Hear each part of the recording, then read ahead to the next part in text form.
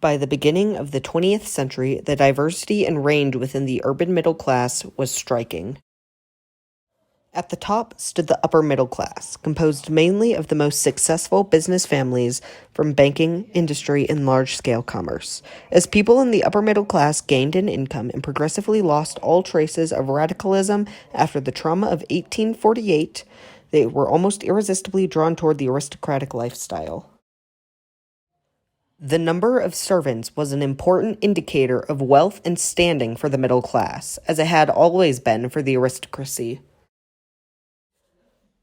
Below the wealthy upper middle class were much larger, much less wealthy, and increasingly diverse middle class groups. Here one found the moderately successful industrialists and merchants, as well as professionals in law and medicine. This was the middle class, which was solid and quite comfortable, but lacked great wealth. Below it were independent shopkeepers, small traders, and tiny manufacturers, the lower middle class.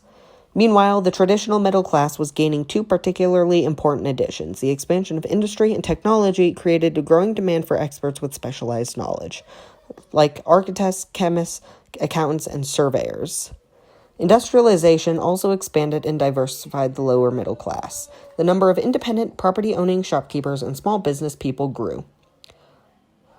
And so did the number of white-collar employees, a mixed group of traveling salesmen, bookkeepers, store managers, and clerks who staffed offices and branch stores of large corporations. Relatively well-educated but without complex technical skills, many white-collar groups aimed at achieving professional standing in the accompanying middle-class status. Elementary school teachers largely succeeded in this effort. From being miserably paid part-time workers in the early 19th century, teachers rode the wave of mass education to respectable middle-class status and income. Nurses also rose from the lower ranks of unskilled labor to precarious middle-class standing. Dentistry was taken out of the hands of working-class barbers and placed in the hands of highly trained professionals. Food was the largest item in the household budget. A wealthy family might give a lavish party for 8 to 12 almost every week. Finally, the middle classes were loosely united by a shared code of expected behavior and morality. This code was strict and demanding. It laid great stress on hard work, self-discipline, and personal achievement. Traditional Christian morality was reaffirmed by this code and was preached tirelessly by middle-class people. In short, the middle-class person was supposed to know right from wrong and was expected to act accordingly. Despite growing diversity and conflict of interest, the middle classes were united by their way of life and culture. Food consumed the most out of everything in the household budget, with well-off families spending about 25% of it on the food and drink, and about 10% of that on meat. This was to support their lifestyle of constant dinner parties, of which a wealthy family would have about once a week, while a more average middle-class family would have once a month. Middle-class wives would cope with this through servants, since nearly every middle-class home would have at least one of a servant and maid. The greater of an income a family had, the more servants they had, and vice versa. Middle-class families were also well-housed. A majority of families rented their homes instead of owning them, living in large, lavish apartments with tiny little rooms for servants and maids to stay in. By 1900, the middle class had managed to coordinate on clothes as well, with the use of factories, sewing machines, and department stores to reduce the cost as well as expand the variety of clothing. While clothing lessened in expense, education grew since many middle-class parents wanted the most advanced education for their children.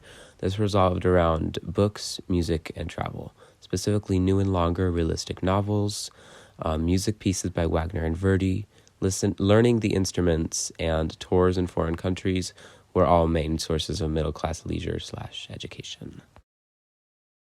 Lastly, the middle class was held together by behavioral expectations.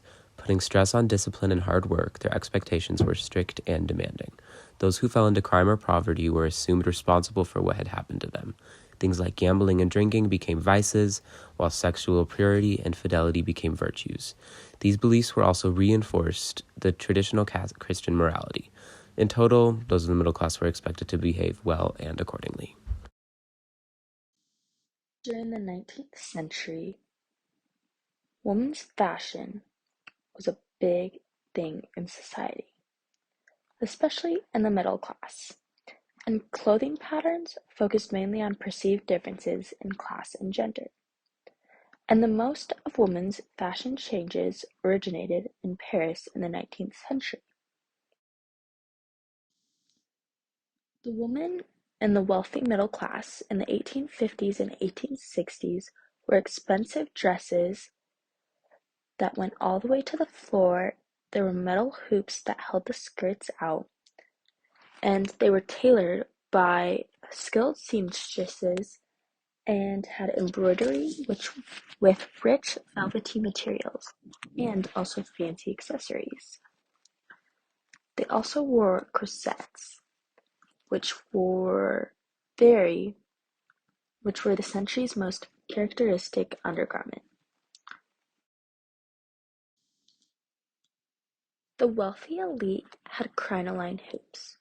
These helped with pushing the dress out in the back, which exaggerated the gender differences. This was the elaborate costume of the wealthy elite, and it was a standard for the middle-class woman. The young middle-class woman in 1893 chose to tailor a woman's suit, and this was a major English innovation in the 19th century for women's fashion. Men, a part of the middle class in the 19th century, usually wore short-fronted tailcoats and fitted waistcoats, which were worn over plain white linen shirts. They also wore tight-fitting pantaloons with Hessian boots and intricately tied linen neckcloths. In conclusion, the middle-class fashion between the men and women was very lavish and way different than the working class.